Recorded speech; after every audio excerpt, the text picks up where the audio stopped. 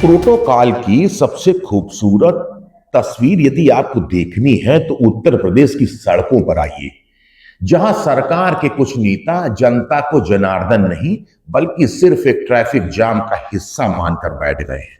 मामला प्रदेश के उप मुख्यमंत्री और स्वास्थ्य मंत्री ब्रजेश पाठक जी से जुड़ा है। वही मंत्री जी जो अस्पताल में कभी औचक निरीक्षण के लिए जाने जाते थे। अब अस्पतालों और स्वास्थ्य विभाग का कैसा हाल है ये बताने की जरूरत हमें है नहीं, लेकिन आज उनकी अपनी गाड़ी के पहिए जनता की सांसों को रोककर जिंदाबाद के नारों पर थिरक रहे हैं। तस्वीर में देखिए, पारा 34 डिग्री के पार है और कोई दफ्तर जाने को बेताब है तो किसी को किसी दूसरी इमरजेंसी में जाना है। लेकिन रुकिए, साहब का स्वागत बहुत जरूरी है। उप मुख्यमंत्री जी को प्रोटोकॉल और सर्फी से इतना मोह है कि उन्हें सड़क पर बिलखती जनता की आवाज सुनाई ही नहीं दे रही।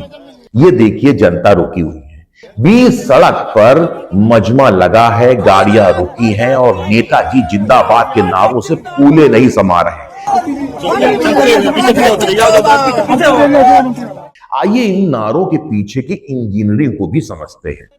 यहां नजर आ रहे एक्सीडेंटल विधायक जी रघुनंदन भदौरिया, जो अपने नेता को लुभाने के लिए पूरे दम से चीख रहे हैं, अरे नेताजी गला फट जाएगा, आराम से चीखिए, ताकि पाठक जी की उन पर नजर पड़े और पॉलिटिकल फ्यूचर उनका ब्राइट हो जाए। कई बिना जनाधार वाले इन नेताओं के पास जनता के काम करने का वक्त भले ही सीमित हो, लेकिन चिलचिलाती धूप में अपने आका को लुभाने में ये पूरी मुस्तैदी से जुटे हैं। 2027 में सबको टिकट का जुगाड़ जो करना है।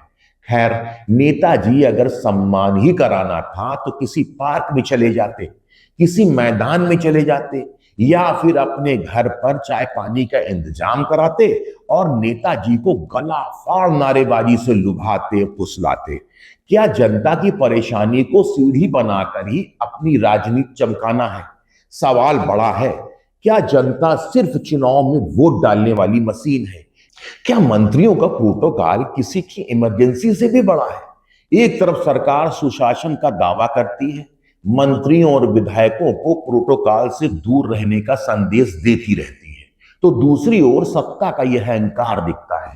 अरे ब्रजेश पाठक जी, अस्पताल की व्यवस्था सुधारना आपकी सबसे पहली जिम्मेदारी है, लेकिन सड़कों पर अव्यवस्था फैलाना आपकी उपलब्धि कतई नहीं कहा जा सकता। जनता सब देख रही है। अगले 5 साल यदि आपको जिंदाबाद के नारे सुनने और लगवाने हैं तो जनता की परेशानियों से जुड़ जाइए। आपकी इस वीआईपी कल्चर पर क्या राय है? कमेंट में जरूर बताएं और यदि चैनल को अभी तक सब्सक्राइब नहीं किया है तो कृपया सब्सक्राइब करें।